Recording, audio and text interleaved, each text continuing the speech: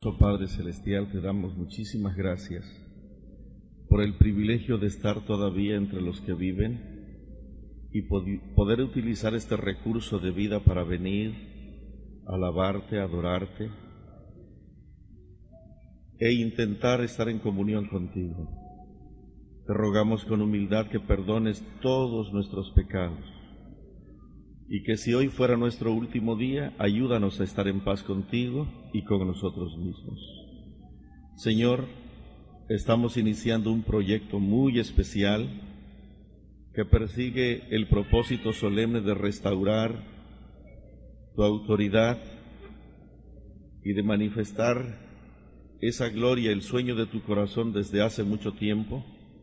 Permite que entre todos los que estamos aquí podamos manejar una experiencia de conocimiento tal que, como los 24 ancianos que están siempre delante de ti, podamos caer hasta el polvo de la tierra y ser transformados por la gloria de Cristo Jesús. Ten misericordia. Si hay alguien en este momento que está viviendo un momento difícil, Señor, por tu infinita bondad, abrázalo fuerte y dile que no está solo y que hay solución, que hay esperanza, que hay salud, que hay fortaleza, porque tú eres todopoderoso. Gracias. En el nombre sagrado de Jesús te lo pedimos. Amén. Buenos días a todos. Y yo espero que todos estén bien, cómodos. Creo que el clima está agradable. Es un placer estar con ustedes en esta hora y poder participar de esta hora de culto en el que venimos a adorar al Dios de los cielos, que es nuestro Dios. ¿Es correcto? Pero en esta mañana quiero contarte, no todo lo que parece prosperidad siempre es bueno. Algunos estamos prosperando, pero instigados por Satanás, y quizás el final de la película sea dolorosa, sea triste. En Venezuela, un expresidente de la República estuvo en mis conferencias. En España, alrededor de 80, 90 sacerdotes eran los primeros que ocupaban las líneas de al frente. En la Catedral del Pilar al lado estaba un auditorio de la Iglesia Católica, y cuando presenté el tema de la Santa Ley de Dios, esos sacerdotes se pusieron de pie y empezaron a aplaudir. Ni aquí en mi tierra me había pasado eso. Si ustedes notan, eso parecía un tremendo éxito. Pero escuchen esto. Un día, con horror, y observen la palabra que estoy usando, con horror descubrí que yo no conocía a Jesús. ¿Oyeron lo que acabo de decir? ¿Qué cosa descubrí? Que no conocía a quién. Que mi Jesús, el Jesús del cual yo predicaba, era falso. Era falso. Y era tan falso que no había sido capaz de convertirme a mí. Si esto le puede suceder a un pastor, ¿le podría suceder esto a la iglesia también? ¿Sí o no? Y hermanos, yo descubrí con horror que yo estaba adorando a un Jesús que me dio mi cultura religiosa. Yo nací en este ambiente. Yo creo que si yo hubiera nacido en Irak, pues estaría adorando ¿a quién? A Mahoma, ¿no es cierto? Y yo me di cuenta que yo soy cristiano porque nací en este ambiente, pero yo no conocía a Dios. Yo hablaba de Dios porque así me enseñaron. Pero una cosa es tener información y otra cosa es conocer a Dios. Y tristemente me llevé un chasco tan grande, porque de repente observé que las cosas que yo creía no funcionaban realmente conmigo. Y cuando empecé a extender el círculo me di cuenta que muchas de las cosas que nosotros creemos no funcionaban siquiera en la iglesia. Y hermanos, me asusté tanto que lloré avergonzado. E intenté entonces buscar al verdadero Dios. Y les digo una cosa, Dios es poderoso y real. Y si ustedes me permiten, en esta semana yo quiero presentarles un cuadro completamente diferente a ese terrible chasco, a ese terrible fracaso. Y quiero compartir con ustedes la experiencia de un verdadero Dios. ¿Les gustaría conocerlo? Amén. Te digo una cosa, con mucho cariño, con mucho respeto. Si tus hijos ya no quieren venir a la iglesia, posiblemente sea porque tú también, como yo, estás adorando a un falso Jesús. Si tu Jesús no ha sido capaz de convertirte a ti, es porque tu Jesús es falso. Porque cuando uno se encuentra con el verdadero Jesús, uno cambia instantáneamente. Si no, pregúntaselo a Saulo de Tarso. ¿Cuánto tiempo le llevó convertirse a Saulo? De modo que si alguno está en Cristo, ¿qué cosa dice la palabra? Es una nueva criatura, pero no es una historia, no es un cuento, no es una fantasía, es una verdad. Hermanos, les digo algo. Jesús le dijo a Nicodemo, en Juan 3, del 1 al 3, dice la Biblia que vino un hombre, príncipe de los judíos, llamado Nicodemo. Vino a Jesús de noche y le dijo: Maestro, sabemos que has venido de Dios, porque nadie puede hacer las cosas que tú haces si no está Dios con él. Y con estas palabras Nicodemo quiso como sobarle la espalda a Jesús, como diciendo: yo te entiendo, yo comparto contigo tus intereses. Pero Jesús no se tragó ese cuento y entonces le dice: mira, muchachito, necesitas nacer de nuevo. Y quiero que sepan que Nicodemo se molestó muchísimo, porque Nicodemo era príncipe de Israel. Para empezar, era un hombre que guardaba los 10 mandamientos a carta cabal. Era un hombre honesto, era un hombre generoso, era consejero, era maestro de Israel. Además, pertenecía a la élite cumbre y especial de el Sanedrín. Y solamente gente de mucha calidad espiritual pertenecía a ese grupo. Y de repente Jesús le dice, imagínense al líder espiritual, a uno de los poderosos líderes de aquella época, a uno que guardaba los mandamientos, uno que predicaba, uno que devolvía los diezmos, uno que hacía tantas obras generosas y ganaba muchas almas. Jesús le dijo, ¿qué cosa? ¿Necesitas qué cosa? Si a un hombre como ese, Jesús le dijo, necesitas nacer de nuevo, ¿qué será de nosotros? ¿Necesitas qué cosa? Imagínense al líder espiritual. Nicodemo se molestó muchísimo y le respondió con un sarcasmo horrible y le dijo, ¿acaso necesito entrar al vientre de mi madre para volver a nacer? Y Jesús se rió y le dijo, mira, Nicodemo, meterte al vientre de tu mamita para mí sería muy fácil. Lo que me es difícil es meterme yo dentro de ti. Y ese es el problema de nuestra iglesia. Nacer de nuevo, meternos al vientre de nuestra madre, de parte de Dios, sería un milagro fácil para nosotros. Lo difícil es que Él se pueda meter dentro de nosotros. Porque nosotros no lo queremos. Nosotros queremos un Jesús que nos permita pecar en sus barbas y que todavía nos haga creer que nos vamos a salvar. ¿Cierto? ¿No será que nosotros también podríamos, como Salomé, estar adorando a un falso Jesús? Te cuento la historia. Resulta que había un rey, solamente para aquel hermano que está pensando que lo estoy ofendiendo, ¿cómo es que yo necesito nacer de nuevo? Sí. ¿A quién le dijo Jesús que necesitaba nacer de nuevo? A Nicodemo. ¿Y cómo vamos a nacer de nuevo? De agua y de espíritu. Nosotros ya hemos nacido de agua, pero nos falta nacer. ¿Sí me entienden? Un rey tenía 2 hijos.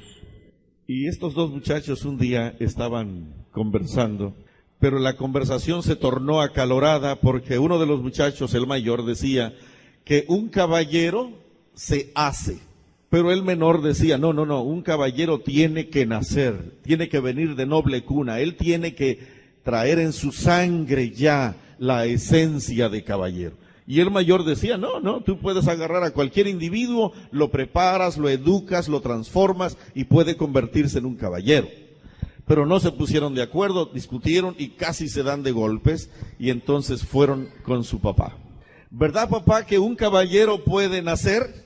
¿Verdad, papá, que un caballero se hace? Y el papá, que era muy sabio, les dice, ¿saben una cosa? Yo no voy a discutir con ustedes. ¿Ustedes están seguros de sus tesis? Ok, vayan, y tú que dices que un caballero se puede hacer, ve, busca suficiente documentación, recursos, fuentes, y tráemelas. Y tú también, tú que dices que un caballero tiene que nacer caballero, entonces tráeme documentación. Y aquí vamos a comparar las dos documentaciones y vamos a decidir si un caballero nace o se hace. Y entonces se fueron. Tienen hasta dentro de 8 días, hasta el otro domingo, ustedes van a venir aquí y me van a demostrar que un caballero nace o se hace. Resulta que se fueron. El mayor se quedó pensando, ¿qué hago para demostrarle a mi padre que un caballero se puede hacer? Se metió a una taberna, se sentó junto a la barra, se reclinó y le dice al cantinero, hey, tráeme una cerveza. Y de repente el día se le iluminó a este muchacho, porque de un rincón salió un gato parado sobre sus patas traseras, erecto completamente, y traía una pequeña charola en su mano derecha, y sobre la mano derecha una cerveza. Y venía el gato con un gorrito, como de mesero, un mandilito aquí, y entonces viene y le entrega al hijo del rey su cerveza. Cuando el hijo del rey vio al famoso gato, dijo, si un gato puede ser entrenado para ser mesero, ¿cuánto más un caballero? Por supuesto. ¡Ey, te compro el gato! Este va a ser mi documento para demostrar que un caballero se puede hacer. Si se puede entrenar a un gato para que sea mesero, ¿cuánto costó? No importa, el asunto es que se puede. Así que si se puede entrenar a un gato para que sea mesero, yo también puedo entrenar a un caballero o a un hombre para que sea caballero. No, hombre, cundió la noticia por todo el palacio de la adquisición del famoso hijo del rey, ¿verdad? Que había conseguido su gato mesero. ¿Y saben qué pasó? Todo mundo sintió lástima por el hijo menor, porque supieron que el hijo menor estaba perdido. No había manera de que ganara, era imposible. Y el muchacho menor buscó, recorrió por todas las calles de la ciudad, no encontró nada. Una idea, un escrito, consultó libros, habló con personas, fue a tiendas y no encontró nada. Pasó el lunes, el martes, el miércoles, el jueves, el viernes. Ya caminaba con los hombros caídos y arrastrando los pies porque estaba cansado. Y el sábado de tarde, cuando parecía que todo estaba perdido, de repente, pasando por un aparador, vio algo que le llamó la atención. Se metió a la tienda, habló con el dependiente y le dijo, quiero que por favor me empaques esto. Le brillaron los ojos porque allí estaba su gane. Lo empacaron, se llevó su caja y vino el domingo. Todos vestidos a la manera de la realeza. El domingo, el rey estaba aquí al frente, una multitud de palacios se había reunido también allí en la corte, y entonces llegó el momento, llegó la hora, y de repente el rey, ¿quién va a ser el primero? Y el hijo menor se quedó callado como cabizbajo, como siguiéndole el juego a los que habían pensado que él iba a perder. Entonces dijo el mayor, si mi hermano no quiere, yo empiezo. Y entonces, adelante, dijo el rey. Tocó las palmas de sus manos, aplaudió, y entonces un sirviente abrió una cortina allá, y ¿saben qué pasó? De allá salió el famoso gato. Pero ¿cómo venía vestido el gato? El gato venía vestido como un traje de esos pianistas. Ustedes han visto a esos pianistas famosos mundiales que tienen un trajecito aquí cortito aquí al frente, pero larguísimo hasta atrás, con un corbatín de lujo. Bueno, una cosa así. venía el gato todo caballero, caminando bien erecto, bien elegante, y trayendo en su mano una charola de plata con un almohadín de terciopelo, y encima del almohadín unos chocolates para el rey. Cuando viene avanzando con su charola de plata, pero en una elegancia increíble. ¿Qué creen que hizo el malvado gato? Se inclina ante el rey, pone su mano izquierda de esta manera, se inclina y entonces entrega los chocolates al rey. ¿Y saben qué hizo después? Después de eso, se levantó, se puso erecto y entonces va y se pone al lado del rey el malvado. Ahí se puso como un caballero. Se oyó en la corte un no hay quien le gane. Está demostrado. Si un gato se puede entrenar para ser un caballero, ¿cuánto más un hombre? Y entonces, ahora le tocaba el turno al hijo menor, y algunos sintieron tanta pena por el muchacho que hasta voltearon el rostro para no ver el fracaso del muchacho. De repente, el muchacho también palmea las manos, le traen la caja, y él baja hasta allá a recibir su caja. Y entonces, con una reverencia, él se inclina ante el rey y ante la gente que está aquí al frente. Y entonces, aquí están todos, está el rey, la esposa, el hijo mayor. Acuérdense quién está al lado también, el caballero gato. Y entonces él agarra su caja y se va acercando y llega hasta aquí. Y cuando está allí, se inclina. ¿Saben qué hace? Destapa la caja, una caja preciosa con cintas brillantes. Destapa la caja y de repente la voltea, sí, la tira como al suelo. Voltea la caja y echando su producto hacia el suelo.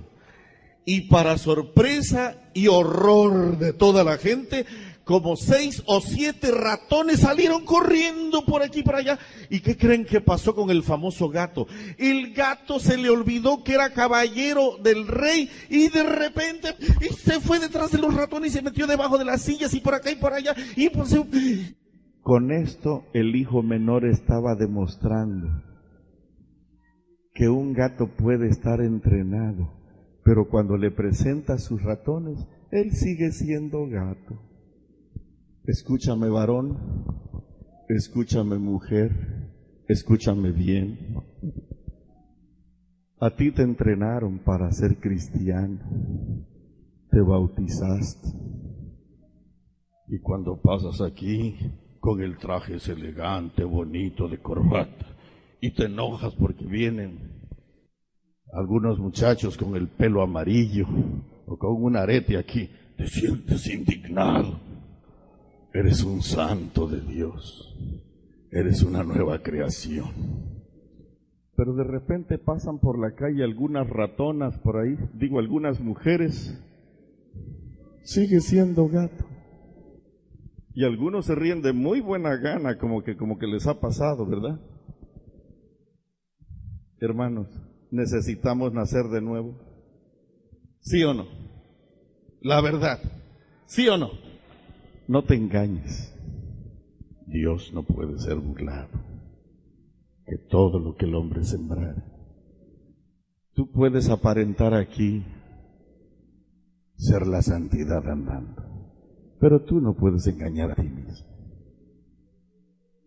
Hay demasiada impureza dentro de nosotros. Buscad pues la paz y la santidad, sin la cual, ¿qué cosa? Nadie verá al Señor. ¿Quién subirá al monte de Jehová? ¿Sí me entienden? ¿Necesitamos nacer de nuevo? Para poder nacer de nuevo necesitas conocer al verdadero Dios. Porque mientras tanto estamos creyendo en un Jesús falso. Que fíjense bien cómo hacemos. Le tronamos los dedos. Haz esto, dame. Y pobre de Dios que no te lo dé porque nos salimos hasta de la iglesia. Resulta que el rey se convierte en nuestro siervo y nosotros en el rey. Sí. Yo soy el rey, y dame, y dame. Y si no me da, yo creo que ni existe. Y nos salimos de la iglesia. O nos enfriamos. Si no sana a nuestro hijo, si no nos da ese trabajo, o si no nos concede ese don. ¿Qué clase de Dios tienes tú? Hermanos, aquí el único que da direcciones es el Rey de Reyes y Señor de Señores. Él es el Rey y nosotros todos somos sus siervos. Amén.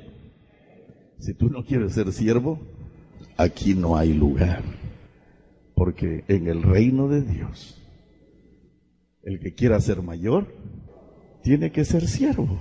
Punto. Amén. Tú no puedes decir que amas a Jesús en tanto no tomes decisiones difíciles en favor de Él. ¿Oíste lo que dije? Tú no puedes decir que amas a Jesús en tanto no aprendas a tomar decisiones difíciles en favor de Él. Yo les garantizo en el nombre del Señor, por la fuerza del Espíritu Santo y por el sueño del corazón de un Padre amante, que aquí van a suceder cosas maravillosas. Amén. Abran su Biblia, por favor. ¿De quién es este día, hermanos? Así que no me vengas a mí que a las 12 hay que terminar, porque este es el día de Dios. Tú no le haces un favor a Dios al venir aquí. Este es el día de Dios para honrarlo a Él, no a nosotros. Así que abre tu Biblia, por favor, en el libro de San Marcos, y vamos a leer aquí en el capítulo 5, una lectura que se antoja muy interesante. ¿Estamos en San Marcos 5 todos? Vamos a leer juntos, por favor, los versículos 21 en adelante. ¿Cómo dice la palabra del Señor? Quisiera que todos se sumerjan. Vamos a ver. Capítulo 5, versículos 21 en adelante. Dice la palabra del Señor así: pasando otra vez Jesús en una barca a la otra orilla, se reunió alrededor de él una gran multitud y él estaba junto al mar. Y vino uno de los principales de la sinagoga llamado Jairo, y luego que le vio, se postró a sus pies y le rogaba mucho diciendo: mi hija está agonizando, ven y pon las manos sobre ella para que sea salva y vivirá. Fue pues con él y le seguía una gran multitud y le apretaban. Pero una mujer que desde hacía 12 años padecía de flujo de sangre y había sufrido mucho de muchos médicos y gastado todo lo que tenía y nada había aprovechado, antes le iba peor, cuando oyó hablar de Jesús, vino por detrás entre la multitud y tocó su manto, porque decía: si tocare tan solamente su manto, seré salva. Y enseguida la fuente de su sangre se secó, y sintió en el cuerpo que estaba sana de aquel azote. Luego Jesús, conociendo en sí mismo el poder que había salido de él, volviéndose a la multitud, dijo: ¿quién ha tocado mis vestidos? Sus discípulos le dijeron: ves que la multitud te aprieta y dices: ¿quién me ha tocado? Pero él miraba alrededor para ver quién había hecho esto. Y entonces la mujer, temiendo y temblando, sabiendo lo que en ella había sido hecho, vino y se postró delante de él y le dijo toda la verdad. Y él le dijo: hija, tu fe te ha hecho salva. Ve en paz y queda sana de tu azote. ¿Qué les parece esta historia, hermanos? ¿Hermosa? Hermosa, ¿verdad? Vamos a hablar un poquito de ella. ¿De quién está hablando aquí la palabra del Señor?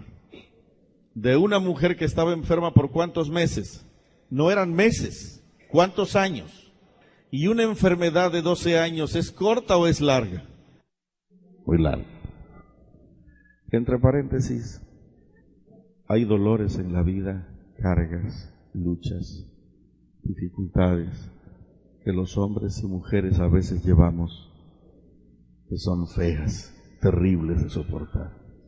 Son como las noches. Yo no sé cuántos de ustedes en la vida le tuvieron miedo a la oscuridad. Te digo una cosa, es posible que tú estás pasando por alguna noche fea, oscura, y quizás quieras un milagro de Dios. Yo quiero decirte que un milagro de Dios puede ser apenas como un foco de 2 baterías, muy pequeño, pero si viene de Dios, puede ser suficiente para alumbrar tu vida. Yo no sé si estás viviendo una noche oscura como esta. De paso, quiero decirles que las noches se ponen a veces más tristes y más peligrosas o más angustiosas, y la cosa se empeora. No hay dinero. Es posible que tu esposo ya te amenazó con dejarte. Es posible que estás viviendo una soledad terrible que no sabes cómo manejar. Es posible que tu matrimonio se está viniendo al suelo. Y tú sabes que tu marido se ve en secreto con una mujer por allí. Todo el mundo lo sabe. Y él cree que tú no lo sabes. Es posible que hace rato tus hijos te faltan al respeto. No quieren venir a la iglesia. Uno está en la cárcel. Uno posiblemente ya está en drogas. ¿Cómo hacer? Noches negras, feas, oscuras, terribles. ¿Cuántos años tenía esta mujer enferma? Hermanos, hablar de hemorragia, hablar de regla, hablar de periodo menstrual en estos días es común, porque la televisión se ha encargado de ensuciar muchas de nuestras cosas, muchos de nuestros tabúes. Pero yo quiero decirles que cuando yo era un niño, hablar de regla, hablar de menstruación, no era asunto común como hoy. Hoy se habla de toallas sanitarias y de cuál es mejor y de qué usar y qué no usar, con un descaro horrible, ¿no es verdad? Pero unos 40 años atrás, tan solo, hablar de esas cosas, eso se hacía en voz baja y atrás, y solo era asunto de mujeres. Nunca los hombres participaban de estas conversaciones, nunca. Pero esto no sucedió hace 40 años. ¿Cuándo sucedió esto? 2000 años atrás. ¿Qué tenía esta pobre mujer? Una hemorragia. Hay mujeres hoy que cuando les viene su periodo menstrual tienen cólicos horribles antes y después. Y no hay medicamento, no hay medicina que les pueda ayudar. Eso es tan terrible, tan terrible, tan terrible. Pero esta pobre mujer no le duró el problema una semana. ¿Cuánto tiempo le duró, dijimos? Y hermanos, ¿cuánto es 12 años? Imagínense una hemorragia por 12 largos años. ¿Es largo eso? Muy largo, muy largo. Esta mujer había visitado a todos los médicos posibles, había gastado todo su dinero. Es más, había hecho lo imposible. Pero para colmo de males, en lugar de sanar, esta mujer, dice la Biblia, que al contrario, ¿cómo le iba? Peor. Pero escuchen esto, para colmo de males, esta mujer era judía. ¿Oyeron lo que acabo de decir? ¿Cómo era esta mujer? ¿Y por qué digo que para colmo de males era judía? Porque los judíos creían que cuando una mujer tenía una hemorragia de sangre, se le consideraba inmunda. ¿Y qué significaba inmundo? Significaba separación, significaba que no podía tener acceso a la familia, significaba que tenía que estar sola, significaba que estaba sucia, porque ¿qué significa la palabra inmunda? Sucio. Ella, escúchenme bien, no podía abrazar a sus hijos. Ella no podía preparar una sopita para sus hijos, hacer un panecillo para sus hijos. Ella no podía abrazar a su esposo, que de paso, para esta fecha, ya tenía otra mujer, porque ella como mujer ya no le servía. Y parece que cuando las cosas empiezan a ir mal, se añade otra y otra y otra cosa y otra cosa. Y esta pobre mujer no solamente estaba enferma, sino que ya no tenía esposo. Hasta sus mismos padres se sentían avergonzados de ella. ¿Saben por qué? Porque cuando una mujer o una persona tenía una enfermedad de tal magnitud, ellos creían que era como una maldición de Dios. ¿Y saben qué habían hecho con esta mujer? La habían colocado en un cuarto especial como una bestia salvaje. Allí la habían metido. Y ustedes saben que la gente del desierto no se baña. ¿Por qué no se baña la gente? ¿Por qué razón? ¿Y cómo creen que estaba ese cuarto? Eso apestaba terriblemente de la impureza de esta pobre mujer. ¿De cuántos días? No de días, no de meses. ¿De cuántos años? 12 años. Eso era una cosa horrible, horrible. Ella era una maldición, era el tema secreto de los padres. Los padres no hablaban de esto. Y dice la Biblia que había visitado a muchos médicos. ¿Y qué habían hecho los médicos? Nada, al contrario, habían empeorado la situación. Y les quiero decir una cosa, hermanos, que hoy la medicina, gracias a Dios, ha avanzado increíblemente. Pero en aquella época la medicina era más brujería, hechicería y espiritismo que otra cosa. ¿Saben una cosa? Esta mujer había perdido todas sus esperanzas. ¿Cuánto no habrá sufrido esa pobre mujer? Había gastado todo, había visitado a los médicos y todo lo que había conseguido es que le iba peor. Ahora, yo no sé si te puedes imaginar despertar todos los días en un cuerpo sucio que nadie quiere. Despertar todas las mañanas en un cuerpo enfermo e inútil que todo mundo desprecia. Esa mujer no servía para nada. Y cuando está a punto de pronunciar su última oración, cuando está a punto de pronunciar su última plegaria, de repente alguien toca la puerta y le hablan de un extraño carpintero de Nazaret que tiene ciertos poderes mágicos y que dicen que con solo tocar a los enfermos se levantan, que con solo mirarlos tienen una nueva vida. Y entonces tú tienes que ir a verlo, tú tienes que visitar a ese hombre. Mira, tú tienes que encontrarte con ese hombre, porque ese hombre, tan pronto te toque, tú vas a quedar sanada. Yo acabo de venir de un evento y sabes una cosa, no hubo enfermo en el pueblo que no haya quedado sano gracias al toque maravilloso de este hombre extraño llamado, ¿cómo se llamaba? ¿Cómo se llamaba, hermanos? Repitan el nombre, ¿cómo se llamaba? ¿Te gusta ese nombre? Yo quiero decirte que ese nombre tiene poder todavía hoy, ¿o no? Ok. ¿Saben una cosa? Esta mujer había perdido todas sus esperanzas. No sé de dónde agarró tanta ropa, pero se empezó a envolver en ropa. Mucha ropa. ¿Qué hubiera pasado si lo hubieran descubierto en la calle? La hubieran apedreado. ¿Por qué? Porque ella estaba sucia. Acuérdense, no podía acercarse a quién. A nadie. Cualquiera que tocare, ella inmediatamente se convertían en, ¿qué dijimos? En inmundos, contaminados. Y entonces, así que se envolvió bien, se envolvió hasta la cara, y entonces llegó hasta donde estaba Jesús, pero Jesús estaba rodeado de una gran multitud y muy ocupado hablando de un hombre, o con un hombre muy importante llamado Jairo. ¿Y qué puede hacer una pobre mujer? Un paria de la sociedad, tratar de hablar con un hombre importante que está ocupado con otro hombre importante. ¿Saben? No podía hacer nada. Pero de repente, hermanos, le vino un presentimiento loco que ese hombre podía hacer algo por ella. Y entonces se le vino una idea también media loca que dijo, no necesito hablar con él.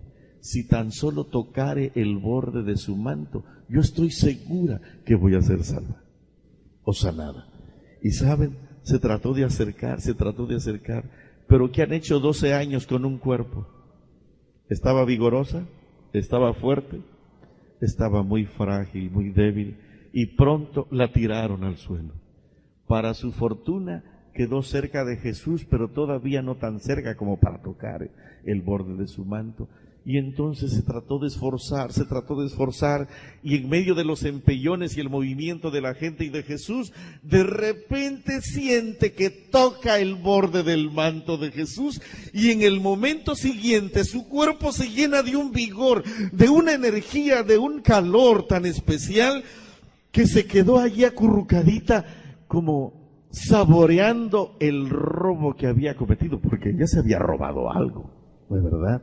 Así que allá acurrucadita, cerró sus ojos, apretó sus dientes, se tocó las mejillas, su cuerpo estaba frío hace un ratito, ahora está caliente, sus piernas que estaban frágiles y endebles, ahora están fuertes y robustas, tienen vigor, tienen fuerza, sus manos están calientes, tienen sangre, y quiere gritar y correr por la montaña abajo y gritar que está sanada. Pero no puede hacer, porque si lo hubieran detectado aún sanada, ¿qué le hubieran hecho? Lo hubieran matado. Así que tiene que callar. Y cuando en una sonrisa pícara trata de celebrar su regocijo de sanidad, de repente se oye una voz profunda que habla y dice: ¿quién me ha tocado? ¡Ay! La habían descubierto. ¿Quién me ha tocado? Los discípulos le dijeron a Jesús: no hagas esa pregunta incoherente e ilógica, porque te rodea una gran multitud, te aprietan y dices: ¿quién me ha tocado? ¿Quién me ha tocado? Dijo Jesús, porque ha salido virtud de mí. ¿Y saben una cosa? Empezó a recorrer uno a uno los rostros, uno a uno. Y de repente llegó hasta allá atrás. Y se le quedó viendo. Y cuando la mujer se sintió detectada, bajó la cabeza y confesó que ella había sido. Y vino hasta donde estaba él y le dijo toda la verdad. ¿Saben una cosa? Ella sabía que después de esa confesión vendría la muerte. Porque todo el mundo conocía a la mujer inmunda, enferma. ¿Por cuántos años dijimos? ¿Cómo no le iban a apedrear? Por supuesto, por atrevida. Pero ¿saben una cosa, hermanos? Esa mujer que sus padres se avergonzaban de llamarla hija, el rey del universo, el creador de todas las estrellas juntas, se acerca hasta ella, le extiende la mano y le dice algo tan maravilloso que a ninguna otra persona del Nuevo Testamento se le dijo: hija. Sus padres no le querían decir hija, se avergonzaban de ella. Pero yo quiero decirte que tu Creador no se avergüenza de ti. ¿Cómo le dijo a esta mujer? Hija, hija, tú eres enfermo, sucio, rechazado, despreciado, aún hasta de ti mismo o de tu familia. Tú sigues valiendo mucho para Cristo Jesús, porque Él es tu Padre. ¿Por qué? Porque Él te hizo, y en esta mañana Él te llama hijo, hija. Hija, tu fe te ha salvado. Ve en paz y queda sana de tu azote. ¿No es maravilloso? ¿No te gustaría que esta mañana el Señor también viniera y trajera liberación a tu vida, hermano? Amén. Yo les digo una cosa: hoy ha venido la salvación a esta casa. Y no porque vine yo, sino porque Dios, el verdadero Dios, está aquí. ¿Tú lo crees? Les quiero hacer una pregunta. ¿Por qué en nuestra iglesia hoy ya no suceden estos milagros? Y es más, cuando hablamos de milagros, nos asustamos. ¡Ey! ¿De dónde salió este pentecostal? Hay que tener cuidado. ¿Sabes por qué? Porque tu Jesús es falso. Nosotros vamos a orar por un enfermo, y ya sabemos que no va a sanar. Nuestra fe es tan grande, que ya sabemos que no va a sanar. ¿Sí? Vamos y oramos y ponemos una cara de mártires y de santos, o si otra cambiamos la voz. Y entonces llegamos con la persona y hacemos nuestra oración. Pero como ya sabemos que no va a sanar, le ponemos al final a nuestra oración: pero que se haga tu santa voluntad. Y parece que la santa voluntad de Dios es que hoy no sanen los enfermos. ¿Por qué no suceden estas cosas más? ¿Será que Dios ya se arrepintió de hacer milagros? ¿Saben qué dicen algunos de mis hermanos en algunos lugares? Ojalá que aquí no. Es que no podemos permitir que se hagan milagros porque eso es satánico. ¿No dice nuestra querida hermana Elena de White que en los últimos días va a haber un Pentecostés más grande y poderoso que el primero, ¿cierto? Y que van a hacer, ¿qué cosa? Milagros y maravillas, muchas más grandes que las que hubo en Pentecostés. ¿Lo dice la sierva del Señor o no lo dice? Es más, les digo una cosa, Jesús mismo lo dice, que en estos últimos días ustedes van a hacer cosas mayores que las que yo he hecho. ¿Dice así la Biblia o no dice? ¿Lo dice la Biblia? ¿En dónde lo dice? En la promesa, ¿se acuerdan? Voy a venir. En Juan 14, Él lo dice. Y ustedes, no dice Él, ustedes van a hacer cosas más grandes. Pero les digo una cosa, nosotros no creemos en milagros. Es más, cuando hablamos de milagros, algunos se asustan. ¿Y saben qué nos pasa? Nos pasa lo que le pasaba al pueblo de Israel en tiempo de Jesús. El pueblo de Israel, los saduceos, los fariseos, la gente de Israel, creían en milagros. Pero escúchenme bien, la gente de Israel creía en milagros, pero en los milagros que había hecho Elías, en los milagros que había hecho Eliseo, en los milagros que había hecho Moisés. Pero no creían en los milagros que estaba haciendo Jesús. ¿Saben qué decía la corte, la junta de la iglesia de Jerusalén? ¿Saben qué decía? En nombre de Belcebú hace ese signo. ¿Cierto o no es cierto? Hoy tampoco nosotros creemos en los milagros que hizo Jesús, pero en los milagros que Dios puede hacer ahora, no los creemos. Hermanos, ¿en qué momento se le acabó el poder a tu Dios? Porque al mío no se le ha acabado. ¿Quieres leer tu Biblia conmigo? Lee por favor en el libro de San Marcos capítulo 16, San Marcos capítulo 16, y fíjate bien. Y vamos a leer aquí desde el 15 en adelante. San Marcos 16 del 15 en adelante. ¿Cómo dice? Y les dijo, id, ¿por dónde dijo? Por todo el mundo, y predicad el evangelio a toda criatura. Y al que creyere y fuere bautizado, ¿qué cosa? Será salvo. Mas el que no creyere y será, ¿qué cosa? Condenado. Y ahora observen esto. Inmediatamente después de que alguien se bautiza en la iglesia adventista, si es que realmente se ha bautizado por el agua y por el Espíritu Santo, tienen que suceder inmediatamente estas cosas. Y estas señales seguirán a los que creen. En mi nombre, ¿qué cosa dice la Biblia? Echarán fuera demonios, hablarán nuevas lenguas, tomarán en las manos serpientes, y si bebieren cosas mortíferas, no les hará daño. Sobre los enfermos pondrán sus manos. ¿Y qué más dice la Biblia? Hermanos,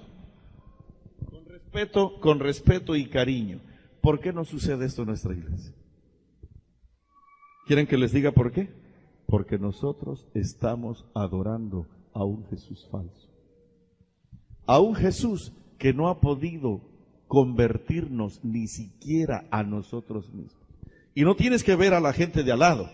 Todo lo que tienes que hacer es mirar dentro de ti. Por favor, no veas al vecino, porque nosotros estamos muy mal acostumbrados. Ay, qué lástima que no vino fulano de tal, este sermón le hubiera caído bien a él, ¿verdad? No, por favor, olvídate. No seas juzgón como Satanás, porque el único que juzga aquí en la iglesia es Satanás y sus seguidores. Hermanos, vamos a ver dentro de nosotros. Amén. ¿Vamos a ver dónde? ¿Por qué no suceden más estas cosas? Les voy a decir algo. Quizás porque no creemos en el verdadero Dios. ¿Tú crees que el Señor puede hacer cosas todavía en tu vida, en nuestra vida, aquí en esta iglesia? ¿Qué dices, hermanos? ¿Sí o no?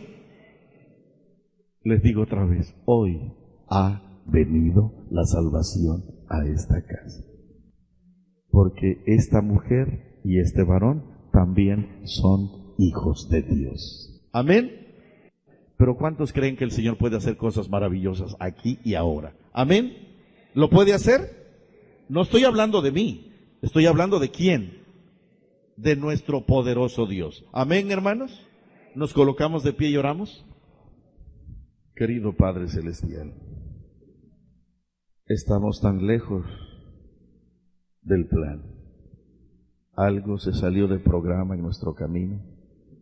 por favor, logra el sueño de tu corazón para con cada uno de nosotros, Señor. Permite que nuestros hogares se puedan convertir en hermosos santuarios donde tú ocupes el primer lugar en nuestra vida. Permite que nuestros labios, nuestra mente y corazón sean tan limpios que solamente se gocen en exaltar y bendecir tu santísimo nombre. Sálvanos, sálvanos aún de nosotros mismos. Y si alguno de mis hermanos está viviendo una situación difícil de salud, de enfermedad, algún problema matrimonial o algún detalle íntimo que solamente él conoce, por tu infinita misericordia, ven este día y permite que esta semana, Señor, pueda lograr tu Santo Espíritu con creces la obra de tu corazón en el corazón de mis hermanos. Por favor, manifiéstate en la realidad de tu santísima persona y permite que todos podamos contemplar la majestuosidad de tu gloria. Alabado sea tu nombre, hoy y para siempre, Señor. Con humildad, con santo respeto te lo pedimos en el sagrado nombre de Cristo Jesús. Amén.